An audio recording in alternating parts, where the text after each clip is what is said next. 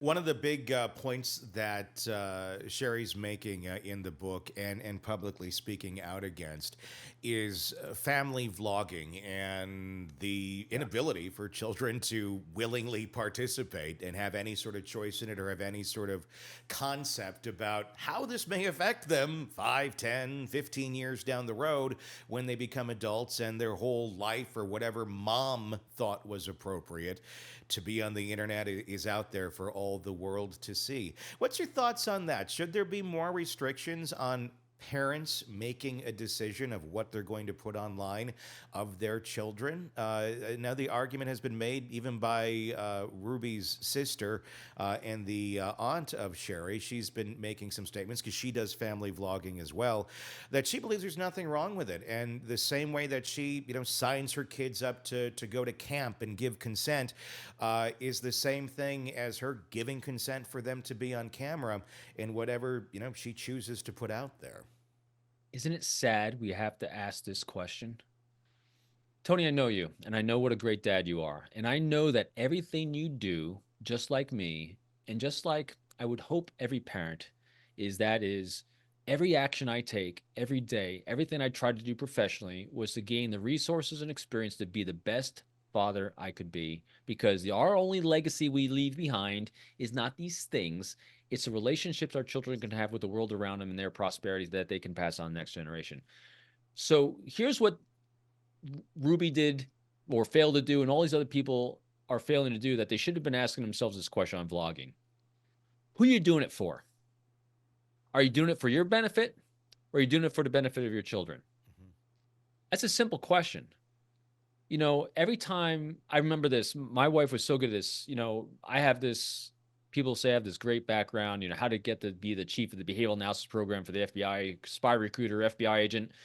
And every time I had an opportunity to get another promotion inside the FBI, I get all excited because look at me, someone thinks I'm important. And I would come home and my loving critic slash wife, I'd get say, hey, we got an opportunity to do this. And she'd ask me one great question, which ruled all the choices I ever made in life. And she said, so that's nice. Does that mean you're going to be home more or home less? Because the kids just want to see you. They don't care who the hell you are Mhm. by title and position. Yeah. And so it always caused me to pause and remember everything I'm doing since I decided to become a parent is for my children, Yep. for their benefit, for their welfare. I am my son's best friend and my daughter's best friend. I am their loving critic. I am their chief of staff or whatever path they decide to walk. And to see someone trying to capitalize for themselves using their children, boy, that really sticks in my craw. I don't know about a law. It's a shame that they would need to have a law for that. But just like they should have a test for whether you can be a parent or not, huh? We should start with the test before before we because if we did the test, it would alleviate so many laws that we have to I put know. into I place. so I'm sorry I got on my soapbox there, but the greatest pride and joy I have in life, if anyone would ask me what I do, is that I'm a parent to my kids. Yeah, without a I could doubt. No, that's 100% true. And I think some people lose track of that, especially in a case like this, yeah. where I think the line can be blurred if you're doing that. Of am I doing this for myself? Am I doing this for my children? Am I doing this for a little bit of both?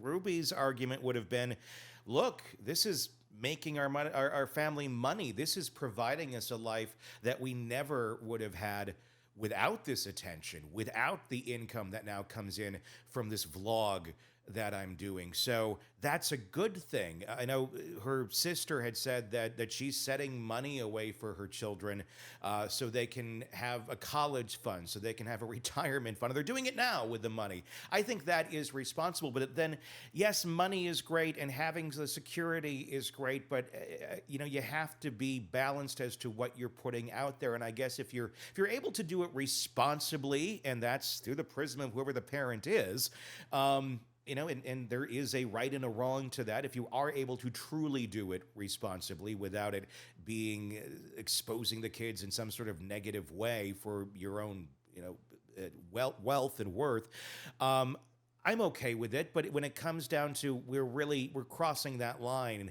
and we're putting things out there that they're not old enough to understand the repercussions of how this might be detrimental or just embarrassing or uncomfortable in the future. That I think gets to be a gray area for some parents when the money part of it comes into play. you, with everything, you got to play that tape forward, and that's what we always did, and I always do. To the best of my ability, is like, hey, it might have the short term gain. Let's play this tape forward for when they're all right. So they might be 5 years old now. It seems innocent. First of all, when you tip your, put your toe in the water, let's judge your reaction. All right, let's tip it here, and then the most important thing is you play that tape forward. So imagine your children 10 years from now when this is still on the internet because it doesn't go away.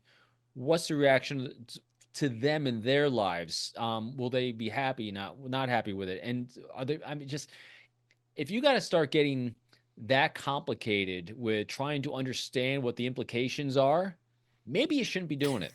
Yes. Really, because remember, life is very, very simple. It really is. My core understanding of human behavior that allows me to comment on human behavior in general is really simple. It's this: human beings will always act in our own best interest in terms of our safety, security, and prosperity for ourselves and those we care about. The core motivation for all of us is to feel safe. That's it. A caretaker's responsibility is to create a safe environment for our children and those we're caretaking, no matter what age they are, so they can move on in a healthy developmental way in their own lives and have healthy relationships. Because all our problems, all the challenges we face in the universe around us can be overcome if you have a healthy relationship. Crazy begets crazy. All the cases we cover are people full of crazy. How do you prevent your own children, the people in your own life, from going down that path? Keep it safe, free from crazy. If you have to go way out of your way to try to understand and rationalize and do all these things, that's a recipe for crazy. Yeah. I would back away. Yeah, and children, they're going to copy what their parents do. That's how we learn. That's how we grow. And hopefully what they're imitating, what they're copying is a good thing, is a good example, a good way of living, and not a selfish way of living. Because if that's all they see, they're going to do the same for the most part. You may have some that break away, but not all of them are going to. And it's a good thing here in this case that Sherry had the strength, I think, to move on. It's not an easy thing to say to your parents or to your mom or your father, you know what, you really screwed up. And I'm recognizing it now at a young age. Normally, a lot of times it takes till they're quite older to come to that realization. But at 18, to say, I am better off without you and I'm going to be stronger without you, bravo to her for not continuing to live that life and continue to expose herself to such a vile human being and a vile way of thinking and control.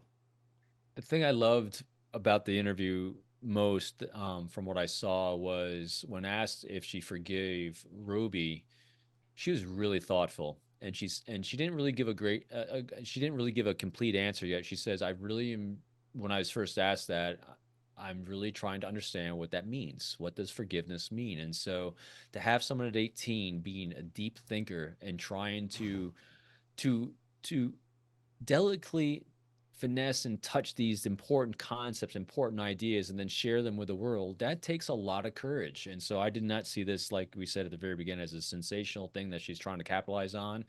This, I think, is going to be hopefully a very useful, helpful book for others to how to avoid the crazy in life that doesn't do the most important thing: create a healthy relationship. I mean, think about this. For all these people that are trying to rationalize behavior of the money it can do and the things it'll get you in life, where people are caught up in the cult of more and the disease of comparison that I love talking about to avoid.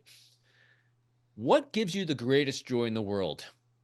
Is it going to be hugging a big bunch of money or hugging your children?